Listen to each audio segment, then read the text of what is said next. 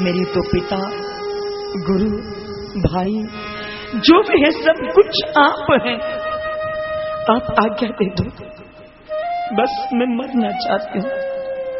कन्हैया बोले द्रौपदी इतनी जल्दी भी क्या है, इसकी परिक्रमा लगाओ।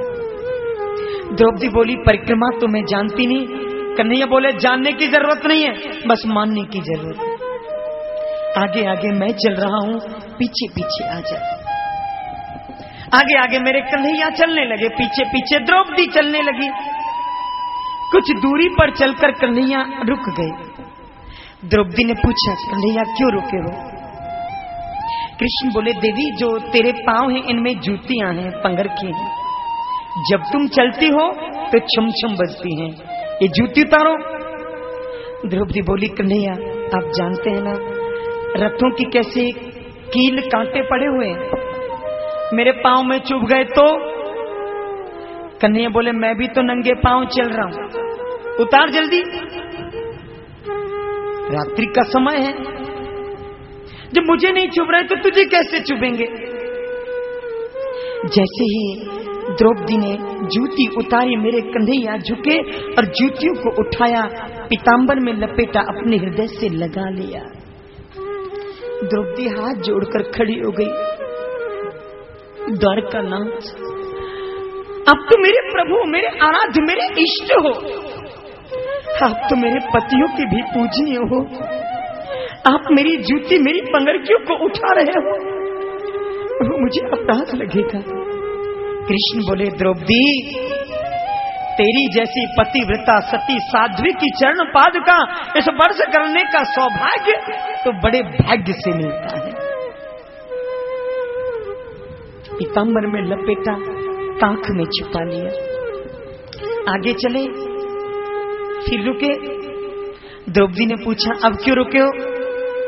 कन्हैया बोले सामने देखते हो किसका शिविर है? द्रौपदी बोली हाँ भगवान आपकी कृपा से मैं जानती हूँ, ये शिविर भीष्म पितामह का है। कन्हैया बोले तो अब मेरी आज्ञा मानो, इस शिविर के अंदर जाओ।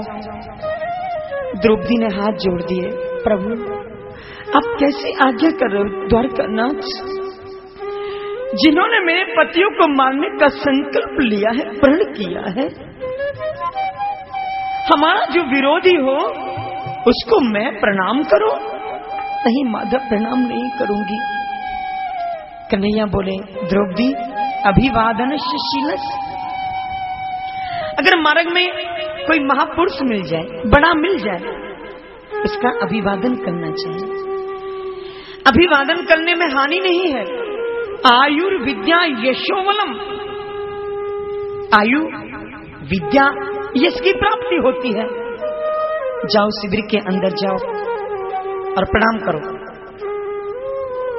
द्रौपदी बोली नद नंदन मैं समझ नहीं पा रहे, मैं जान नहीं पा रहे। कन्हैया बोले जानने की बात नहीं है, जानने की आवश्यकता नहीं है, बस मानने की आवश्यकता है। जल्दी जाओ, विलंब ना हो जाए। करना क्या है? बस प्रणाम करना है और बोलना नहीं है। द्रौपदी ने कहा ठीक है प्रभु आपकी आज्ञा है तो जाना पड़ेगा। द्रौपदी गई शिविर के अंदर। भीष्म जी तो प्रतीक्षा में थे, दुर्योधन की पत्नी आएगी, मैं उसे अखंड सौभाग्यवती का आशीर्वाद दूंगा। लेकिन उसी समय ठीक उल्टी घटना घटी, द्रौपदी पहुंच गई। भीष्म जी तो साधना में लीन थे। जैसे ही द्रौपदी ने भीष्म जी को प्रणाम किया, प्रणाम पितामह, भीष्म जी ने बिना सोचे विचारे आशीर्वाद दे दिया, पुत्री अखंड सौभाग्य